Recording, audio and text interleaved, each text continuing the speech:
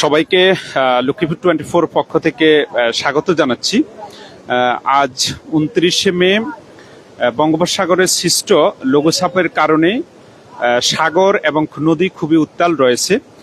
অন্যদিকে আজকে বৃহস্পতিবার খুব ভোর থেকেই প্রচণ্ড মুষলধারে বৃষ্টি হচ্ছে লক্ষ্মীপুর, নোয়াখালী সহ বাংলাদেশের উপকূলীয় অঞ্চলে।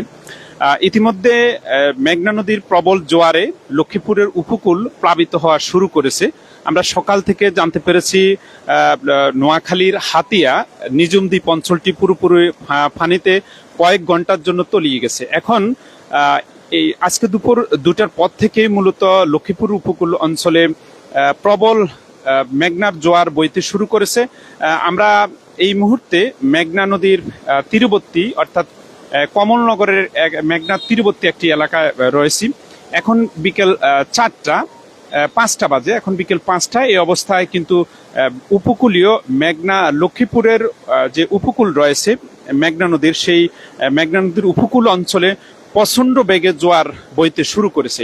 ইতিমধ্যে এখানকার স্থানীয় অনেক বাড়িঘরে পানি প্রবেশ করেছে এবং খুবই প্রবল বেগে জোয়ার আসতে শুরু করেছে। আরো 1 ঘন্টা, অর্থাৎ আমরা আবহাওয়া অফিসের তথ্য যে স্যাটেলাইট রয়েছে যেটা জোয়ার বাটা পরিমাপ করে, সেই জোয়ার বাটার স্যাটেলাইটের তথ্যে আমরা জানতে পারলাম আজকে সন্ধ্যা 6টা 3 মিনিট পর্যন্ত লক্ষ্মীপুর উপকূল অঞ্চলে জোয়ার বইতে শুরু করবে। এর মধ্যে বিশেষ করে রামগতি, কমলনগর এবং লক্ষ্মীপুর সদরের পশ্চিমাঞ্চল, রায়পুরের পশ্চিমাঞ্চল, এই অঞ্চলগুলোতে উপকূলীয় যে সকল গড়বাড়ি রয়েছে এই সকল গড়বাড়িতে পানি ওঠার সম্ভাবনা রয়েছে।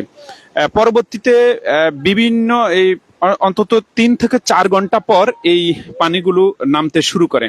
আমরা এখানে আমাদের ক্যামেরার সামনে একটি বাড়ি দেখাচ্ছি, যেটি ইতিমধ্যে এই বাড়ির উঠান পুরোপুরি পুড়ে গেছে, পানিতে পুড়ে গেছে। এখন আরো প্রচন্ড বেগে পানি বইতে শুরু করছে, অর্থাৎ আগামী 1 ঘন্টা পর্যন্ত যদি এই জোয়ার বইতে শুরু করে তাহলে এরকম অনেক ঘরবাড়িতে পানি উঠে যাবে পুরোপুরি। লক্ষ্মীপুরের দক্ষিণাঞ্চল, বিশেষ করে কমলনগর এবং রামগতি অঞ্চলের আজকে গত 3 দিন পর্যন্ত জোয়ার বইতে শুরু করছে এবং এই অঞ্চলে আমি যেখানে রয়েছি এখন, এই অঞ্চলে আজকের জোয়ারটা কিন্তু প্রবল হচ্ছে। গত 2 দিনে এখানে তেমন পানি উঠে নাই, তবে আজকের এই প্রবল জোয়ারে ইতিমধ্যে অনেক এলাকা ডুবেছে এবং আমাদের চোখের সামনে